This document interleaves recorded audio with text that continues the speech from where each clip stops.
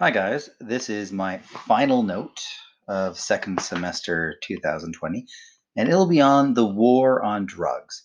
And the expression the war on drugs is often given to a country or a state that takes a very incarceration and deterrence kind of view on combating drug abuse and drug crime. And we often find that it actually starts to resemble a very military type feeling or an actual war. In the US, approximately $58 billion is spent on by police and by federal agencies combating drug trafficking and drug abuse in the United States. And it's often hard to even conceptualize that much money, $58 billion. So when I'm thinking about that much money, I often use comparisons of how else that money could be spent. So $58 billion could run 362 hospitals in the US, 14,000 public schools, 19.3 billion school lunches at $3 per lunch. That's often something we often don't understand in Canada because all throughout most of your elementary and high school career, you've always or your families have always been responsible for providing you food at school. But for a lot of Americans, they rely on their school like organizations to actually provide for food before school, at lunch, and after school as well sometimes. Or you could give $178 per person. But again, this money is given to police. And this is a quote I like to, again, use when kind of talking about how this money is spent. So it's local law enforcement agencies can look through an online catalog to purchase items like small arms, guns essentially, and tents. Getting a tank or military aircraft requires a small amount of extra work. Authorities need to fill out a one-page request form specifying if they want a vehicle with tracks, with wheels, or tank tracks. And when we, again, either watch the news recently and we see what American police officers are actually dressed in and the equipment they have, they often look like this. And I don't know about you guys, but when I look at this picture, I don't think police officer per se. I think soldier. I see again what looks to be an automatic rifle with a scope, a Kevlar helmet, body armor, camouflage pants, and the only thing that tells me this is a police officer when I'm looking at it is this badge right here that says police. And in this next picture, I see a very well armored police officer with again Kevlar helmet, full Kevlar vest, knee pads, and Kevlar uniform or a camouflage uniform, and behind him an armored vehicle with an armored turret, which is again I would often perceive as something you would see in a war zone. Again, going down the streets of I don't know, Damascus in the Syrian conflict, or Afghanistan in Kabul in the Afghanistan conflict. For me, this looks like military equipment, but this is how some of that $58 billion every year is spent fighting the war on drugs. It's purchasing and using equipment like this. And if you were to watch some of the BLM protests or the kind of police brutality violence protests we've seen on major networks recently, this is what you would have seen. And it's often important to think about how did we get to this place in history? Why do we believe police need military grade equipment? Why do we have to use the words war and take kind of almost like military like tactics to fight drug abuse in our countries? So, again, it goes back a long time. And in most contexts, it goes back to the 1960s. And this transition to a warlike attitude on drug abuse and is connected to the civil rights movement in the United States, where, again, minorities, typically Black Americans, were fighting for greater political power and just basic democratic rights.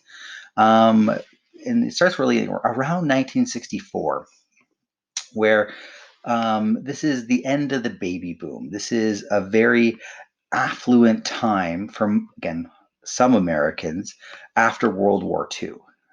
If you know your history, you know that after World War II, Europe was particularly devastated.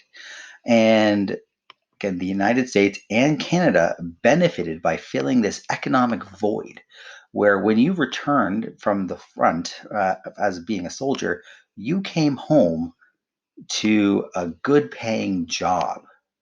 You came home to benefits. You came home to being able to easily take care of your children and your families if you were part of the right demographic. And usually that was white male. So during this time of affluence, there were definitely people that felt left out, and they knew they were being left out. They were being left out of the economic benefits and the democratic benefits, and they wanted their right piece of the pie. But there was no connection to crime, and the public wasn't concerned about crime prior to 1964. But in the 1960s, this is the rise of the Black Power movement, the rise of the organization like the Black Panthers. And there were riots at this time. And in people's minds, they start connecting the two. Again, protests and riots. And people, like, they often use the word lawlessness. And they were concerned about lawlessness. And what did they believe the cause of the lawlessness was? Well, in a lot of people's minds, it was drugs. A lot of people, when they looked at their own lives, they felt everything was great. Why were people protesting? What's wrong with society? Society is great. They didn't perceive, again, how other groups and depressed minority groups were being left behind. So it was easy for them to not analyze their own racist behaviors and racist preconceptions. They blamed it on drugs, the easy way out, the easy answer for a lot of people. And in a lot of people's minds, political protests are defined in a lot of people's minds as crime. If you're protesting, you are a criminal in a lot of people's minds. Again, in a lot of people, this was an evidence of the breakdown of law and order, quotation marks. There were a lot of violent protests, just like there were a lot of violent protests recently. There was the famous scenes of, again, the Detroit riots, the 1960s LA riots. There were a lot of violence and death, but there, again, was mainly a lot of, again, peaceful protests as well. But in a lot of people's minds, protest and criminal behavior merged. And a lot of people blamed lenient judges and welfare programs. Again, it felt like people were being treated too well by society. Again, our welfare programs were treating people and giving them too much. And judges weren't being harsh enough when sentencing criminals. And any type of sociological factor, again, strain theory, poverty, again, any economic related crime, mental health related crime was not considered. And this is when, again, it's really in the 1980s, the expression the war on drugs takes off. Again, Ronald Reagan, again, runs on this, just like his predecessor, again, Republican predecessor, Richard Nixon. They run on it. They declare a war on crime as an election issue. So during every kind of political campaign, one candidate or another will define themselves as the law and order candidate, and they're going to be tough on crime. And typically in the United States, this is a Republican thing to say. So they started kind of shifting their focus and their lens to blaming drugs for a lot of the, again, criminal issues. They continue to blame lenient judges and welfare programs, and they advocated for legislation that reflected the view that intensified law enforcement and punishments would reduce crime. They very much focused on the deterrence kind of field of sentencing, where, again, if you punish somebody hard enough, they won't do it again, and they'll act as a signal to others that you should not commit that criminal act if you wanted to be treated in such a way. In 1994, there is again a large and a very important piece of legislation that is passed in the United States. It's the Violent Crime Control and Law Enforcement Act. And in the United States, it was widely supported by both of the major parties. Because if you know your American history, again, in 1994, it's no longer a Republican president. It is a Democratic president. It is Bill Clinton. And when he advocated for this new law, it was bipartisan. Both parties supported it. Some of the key features, there was a truth in sentencing provision. So if you were sentenced, for example, to 20 years, you are in prison for 20 years. And at the federal level, there was no parole. You would walk out 20 years later and no earlier. In Canada, it's very different. For most people who commit a criminal act and are sentenced to incarceration, remember, almost nobody except for dangerous offenders spends that time in prison. Most offenders are out at 1/3 of their sentence, and again, the other kind of 99% get out at 2/3 of their sentence. So no one in Canada actually serves their full sentence unless they are a dangerous offender. And in your minds, think serial killer. There's more mandatory minimum sentences, so it kind of takes any type of leeway away from the judge, where the law is written in plain as day. If you commit this offense, you are sentenced to this number of years. Again, no changing. That is what you must get. The restrictions on the right to appeal upon conviction. So again, lessening the ability of an offender to appeal their sentence. So if they believe they are wrongly convicted, especially with death penalty cases, again, they may not be able to recover from that damage because they're dead. And it also gives another $13.8 billion to law enforcement. And the impact of that is very clear.